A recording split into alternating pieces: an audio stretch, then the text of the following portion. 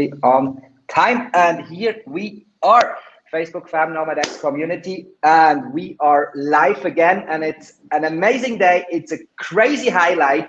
And I am super, super stoked. I'm actually a little bit nervous because here we are today with someone I am personally looking up to. He's an amazing entrepreneur. He leveraged the power of Airbnb like no one else. And he built a business around it, which was really, really successful over the last few years. His name is Bastian Barami. We know each other since quite a while, but this is the first time that I get him on a live stream. And it was kind of like I had to get a few other personalities in before he was willing to come because he is fucking famous these days. But I'm super, super stoked to have him here today. The king of Airbnb, that's how I like to call him. Bastian, welcome to the show. It's great to have you on here. Thanks so much, man. That was a magnificent intro, man. I'm kind of overwhelmed, blushing. Man, thanks for having me. I've seen a few of your episodes, and you really have some incredible guests on the show, man. That's awesome. Yeah, and I think that's going to be another 20-minute massive value bomb. It's a special one for us as well because at Nomad X we're kind of like building a very, very similar platform like Airbnb, but especially for digital nomads. So you kind of like figured out how to use Airbnb and build a business model around it. And not just that, you also released an online course about, I think like 2 years ago, which built another 7-figure business out of it. So Bastian, just to start with, can you give us an overview about yourself and how did everything started? So my name is Bastian Barami. I run a website called Officeflucht. Flucht is the German word for escape, so basically office escape. I try to cover all kinds of topics related to a self-determined, location-independent lifestyle, or digital nomadism, if you want to call it that. And to me, I'm 35 now, and I dropped out of college the second time when I was 30, and I had no digital background whatsoever. All I knew was I wanted to somehow find a way to work remotely. And so basically I just jumped into cold waters and went on Udemy and other online course platforms and just basically bought any course out there that you could, that covered something you could do from a laptop. Because I think there's so many people out there promoting this idea of find your passion and make it a profession or something like that. But I personally think that's just like hot air. Like it's not something that works for everybody because you can't make passion out of, not out of every passion you can make an income necessarily, right? So to me, it was more the reverse engineered way of doing it. Like, what is the lifestyle that I want to live on an everyday basis? And what can I work around that to achieve that, right? So basically, first thing that I did was e-commerce, like a lot of other nomads. Just because it was easy to get started. I started this in 2015 when I was 30, just dropped out of college, like I said. And so actually I was selling pet supplies, man. I was selling dog collars and leashes. I never even had a dog. Actually, I have a dog now who's laying there like very, very lazy. But back then it was not a passion business, but it allowed me to strive for my passion and basically achieve that goal of living location independently and living well off of it, So I always tell people you gotta crawl first to be able to run in the future, and it's not about finding the ideal thing right from the get-go. It's just about starting something, right? And I'm sure a lot of other people who you have had in interviews would say the same. So fast forward, I did this for 3 years. I was also the first person in Germany to actively talk about Amazon FBA. So basically I made the topic known there. But if you're an influencer in some field, any field, you'll get quite some following if you're one of the early adapters, and you will have people getting on your nerves quite frequently. And when you always answer the same damn questions day in, day out, it kind of gets to you and you get tired of a topic. So to me, it got to a point where I said, I just don't want to get any further questions about Amazon FBA. I kind of grew tired of the whole topic, even running my own brand. So I sold the brand and wanted to move on and just start a new chapter. And up to that point, I had traveled for like 3.5 years, a lot in Latin America, in Asia. And you see that not only for yourself, but so many other people, they later on live some concept of multi-locality, right? Because you see that you sacrifice a lot of productivity when you're constantly on the road. So basically, you will have your few favorite places in the world where you regularly go back to, where you know people, where you know where to work at, where the coffee is good, where the gym is. Just like you guys are staying in Bali most of the time, right? And that goes for so many other people. And so to me, I felt like I want to have a home base again, because I never stayed in hostels or anything like that. I was making good money from the get-go, and I always was living in Airbnbs. And what I did not like about most Airbnbs, especially in Latin America, for instance, was that you'll have like 5 different cups and 2 plates and 27 spoons, and like nothing really makes sense. Like it just does not really feel like home, you know? So I wanted to have a home base again, but I did not want to limit myself to one location. So that's where the whole topic of short-term rentals as a business came in. So yes, I do have a course basically showing people how to start an Airbnb business, but basically Airbnb is just the buzzword. The concept itself is, of course, short-term subletting. So what I then decided to do was I'm going to rent places long-term in the places that I personally like. I will furnish them. I will make them to turn them into stylish places that they really actually feel like a home. And also at the same time, put in the work and the details that will make them stand out on Airbnb, right? And the more you deep dive into the whole topic of short-term rentals, especially with the approach, I want to use them as home bases that are being managed while I'm not here, right? So you somehow have to find a way to automate the process. And the more you deep dive into this whole topic, you'll find out that there's a whole ecosystem of tools and services that allow you to run all of this remotely. Like you don't have to clean, you don't have to do the key turnover, you don't even have to do the messaging. Like you barely have to do anything. What I do, because I like it and because I just enjoyed so much the creative process off the screen after like 3.5 years of constantly being on my laptop, was the furnishing, right? So especially in Thailand, where I started, it's so easy to do that. Like for instance, in Bangkok, you have this place called Chatuchak Market or some vintage flea markets and stuff.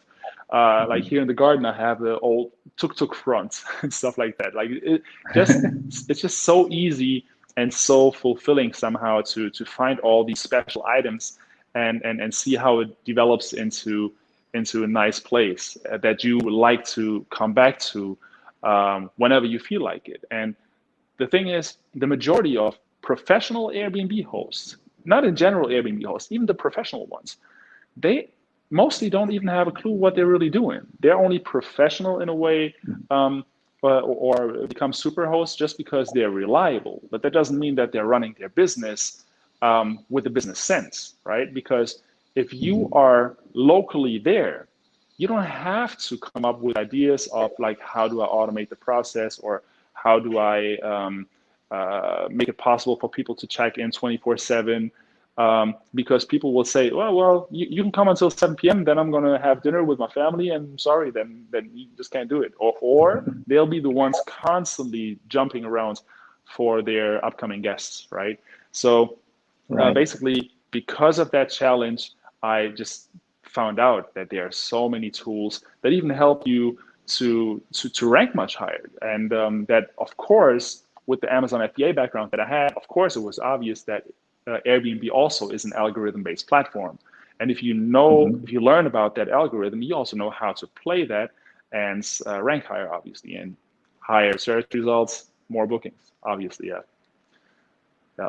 That's it in a nutshell. Wow. That's in a nutshell. That's awesome, bro. It's really fascinating what you made out of it, and I think it makes, as you said, it makes really like a difference the way you were doing it to stand out. To be very honest, I was very familiar with almost everything you just said, but I never actually thought about the algorithm. Right. So Airbnb has an algorithm, and you want to rank on page 1. Let's turn it back a little bit, because I think it's like super interesting for someone who wants to start a business like that, what would be like, what are the first steps? What are your key points? What are your recommendations to make it happen? Yeah. Well, first of all, you should realize that many people are quite intimidated of the real estate business model in general, because it's normally a very much old school, location based, long term and risky business model to be in, like in the old school way, right? But my approach is like, this is actually the only place that I bought, and maybe you'll hear some background noise because I still have some construction people here that are fixing some things in the bathrooms and so on. But before, my approach was, and actually still is, I acquire apartments in lease agreements, like as a tenant, just long term, because that way you don't need a lot of capital investment. So you basically only furnish the place and put it online, and like on average, of course, right now we have a situation due to COVID, but I switched my approach very quickly to get long-term tenants, like on a monthly basis. I go down with the price and I still make profit. But many other people are not making profit at the moment, right? But I think we're all going to recover from this. People are going to start traveling again, obviously, and this is actually a pretty great time. Like I acquired 3 new properties last month at a bargain price, like almost down to 50%, right? And so what I was going to say is, you basically want to look for something that, not actually the approach, you must know about your approach. Is it to set up multiple home bases for yourself to use and basically to live rent free and make money, or should it be a pure cash flow business for you, right? Because if you constantly want to roam around as a nomad, and you don't even care about living in the places, then maybe you also don't have to put in so much effort to make everything like perfect for yourself, right? Because everything that you will put in, of course, the guests will appreciate it, but like, this place is my main home base, and I would not put quite the effort in if this was only to make money, right? So, well, first of all, location is key, right? Location is always key. Then you want to ideally find a place that is already renovated, which is much easier in Asia than in Europe or in Latin America, where the base of the apartment is often, like, when you purchase, when you rent an apartment in Germany or Austria, Switzerland, lots of them are very old buildings, and when you move in, you really want to renovate completely, and then you start to furnish, right? So I want to keep the effort as low, the workload as low as possible, because normally from signing the lease agreements to welcoming my first guests, it's like just a time period of like 3 weeks. So I want to do everything quickly. Like the first apartment, man, I had my scooter here in Chiang Mai, and I was transporting almost everything on the scooter. I think in like a matter of 2 weeks that I was furnishing it, it had 3,000 kilometers plus just cruising through Chiang Mai, from department store to flea market to whatever. And by now, of course, when you're mostly doing it in one location, you know yourself around, you know where to get some good deals. And surprisingly, especially in Asia, Facebook groups, man, like Facebook Marketplace and all these, like also in Bali, all the real estate Facebook groups, you find the greatest deals there, because most of the agents, they don't bother to upload it into their own CMS and then load up all the pictures and descriptions and everything, because Facebook just works much quicker. And often the people who actually own the properties, they won't even use an agent and just put it on Facebook themselves. So basically that's where I get the coolest apartments. And now I'm getting something that used to be a bar that looks basically super spacey, because the theme of it was basically like a like spaceship kind of thing, with a lot of like aluminum on the walls and stuff like that, and neon lights. And so my approach is basically to have apartments or houses that really stand out from the pack, because you have so many service apartments and they look so generic, and there's no individuality at all. But especially in Asia, or basically everywhere, but in Asia even more, people strive for this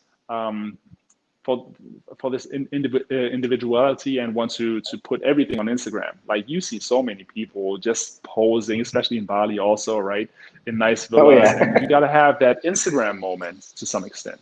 And that is quite easy and also quite cheap to create. If you do a little bit of like do-it-yourself stuff, I'll even actually have some street art here out by the pool on a big wall done soon. And that's it just about the apartments. Of course, I could say much more to the technical side of it, but I think that would basically take much longer than the interview is supposed to take. And we crashed the time limit. No, but that was awesome, bro. Like literally like super awesome. I think that was almost like, this was kind of like a step-by-step guide how to get it off the ground and to get it started. And well, we always like to say we're smashing value bombs here. And that was like literally like crazy amazing. I think I asked you like 3 questions and we have like, boom, a massive value bomb here, a complete step-by-step guide how to put your business out of the ground by using using like housing platforms, using Airbnb, renting out. Are you also doing that? Yeah, please go on. Go on.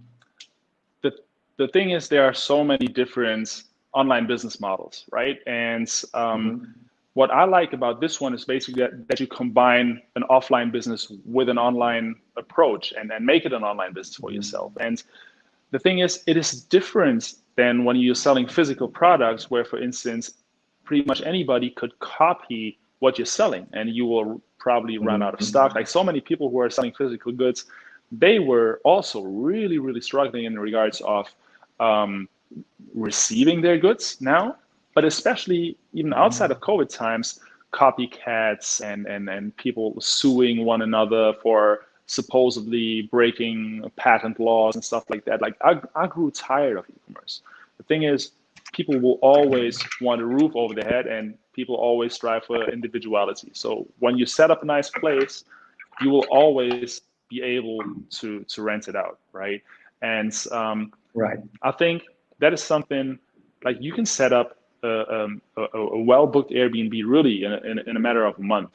And if Airbnb is not the place that you want to do it at, there are so many different platforms. And also, what I like about the whole concept was how it kind of evolved in a way that I am also trying out different things now that have to do with real estate that before just weren't on my radar. Like I now rent another place here, like 5 minutes from this house, which is an amazing 3-story house, open living plan that I'm going to use as a co-working, co-living concept, just because when you have your home base, you also kind of fall back into old patterns that you say, you know what, I don't always want to go to co-working spaces or cafes, and I just like to fucking stay home and then be productive from home.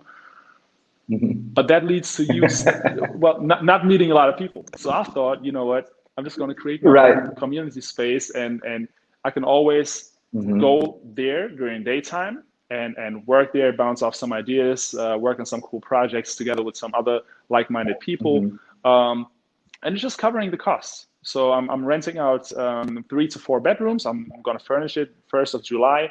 And basically have the opportunity to run my own community building there at no cost and use it as an office space, but still in the evening can come back here and have my own privacy and enjoy that. So to me, the whole nomading has not necessarily come to an end, because I know I can always utilize these places to even like crank up the income, right? Because on average, they are making me 3 times as much as I pay in rent. And I personally I can only tell you guys how much this has like eased me. Like I was always jumping around, going from one place to the other, and was really feeling a little bit like stressed out by that. And this has really calmed me down and settled me and showed me also what it is that is important for me at this phase of my life, because everything happens in phases, right? And we initially thought, or everybody thought who was starting out as a nomad, this is the ideal lifestyle. You kind of become a missionary. You want to convince everybody that you just found the perfect lifestyle and that you're going to continue this for the rest of your life. But it's not like that. Yeah, I can definitely agree. I 100% agree on what you just said. I think I feel exactly the same. We're kind of like, we're based on Bali since 3 years now, and kind of like still like doing, we're calling it the digital nomad lifestyle, but it's not much nomadic anymore. We're having a base and we're traveling back and forward, but yeah, you got to settle in one way or the other and calm down a little bit, because what I learned is like being constantly on the move is amazing, but it's very tiring, and it's impossible to build businesses along the way or following up with all your projects, because it's just too much hustle. So I definitely agree. Bastian, awesome. I have another question left. I know we're already a little bit over time. I'm sorry, but one I'm really interested in, because you kind of like touched based on it. I know you do a lot of stuff in Asia. Would you, for someone to start off, would you recommend to go and doing it in Asia, or is Europe working as well? No, it literally works everywhere. Now you will have a lot of people who say, "Hey, I heard Airbnb is illegal there and there." They mostly name countries, like whole countries, but Airbnb is not illegal. It's not regulated by nations. It is always regionally, right? So also there's always ways around certain regulations to legally run Airbnbs. And the good thing about this business is that there's so much software out there that will basically, you'll be able to determine whether or not it's going to be a profitable business or not, and how much you will be able to make. There's, for instance, a software called AirDNA that has so much. Oh, the dog wants out. He's whining. Just a second. I just opened the door. Just go for it, man. Go for it. No worries. Run, boy, run. We all know. Right. I know best how that is when you have a dog. You want to make sure he goes out. And doesn't pee on the carpet. That's definitely not the common nomad problem. Not the common nomad problem. No, not at all. So you have a software called AirDNA, for instance, that has so much data, so specific, that you can analyze any city and actually even neighborhoods or your street. You enter your address, and it scrapes all the data from that area and will tell you what the average income is that you can expect. And that does not include that the majority of the other listings that are being scraped and analyzed, they're just average. So you always have that individualistic factor for your place to stand out, that will even generate more revenue on average than what these softwares tell you. Yeah. Awesome. Boom. Amazing, bro. Absolutely amazing. Thank you so much for sharing, and thank you so much for taking the time. I think that was like, it was a proper step-by-step guide how to set it up and how you are doing it and how others can doing it as well. I think that provided so much value. There is actually not much left. I have to ask, there is one last question before I let you go, because I know you're a busy man. What can we expect next from you? What are your plans for the rest of this year? All right, I got to tell you, like, I know that a lot of entrepreneurs out there, they're always looking to crush it and have their 5-year plan laid out in front of them. Nothing like that. Like, to me, I don't even know what I do in 5 months, man. Like, I just wanna. I'm super excited, super thankful and grateful for how well the course where I was teaching people has done. Then I want to build up the community space now. Now I'm actually at this very moment. Apart from having this place renovated, I really take a little bit of time off, and I'm just reading and just recharging at the moment. And I don't have a lot of big plans for the remainder of the year, but anything can be just around the corner. I love it. I love it. I love the mindset. It's always something I really, really liked about you. It's pretty different than a lot of other people are doing it out there, and that's why I appreciate you so much. So, Bastian, thank you so much again. It was an absolute pleasure. It was an honor Thank you, to man. have you here. Community guys, Anytime. if you have more questions Anytime. and if you watch the review, just make sure you drop everything in the comments. We're going to make sure everything gets answered, even if it's later today. No worries about that. Until then, Bastian, thank you again, and I wish you all the best for the future, and hopefully we're going to meet up soon, either in Bali or in Thailand, or who knows. I'm sure, man. I'm coming to Bali this year for sure.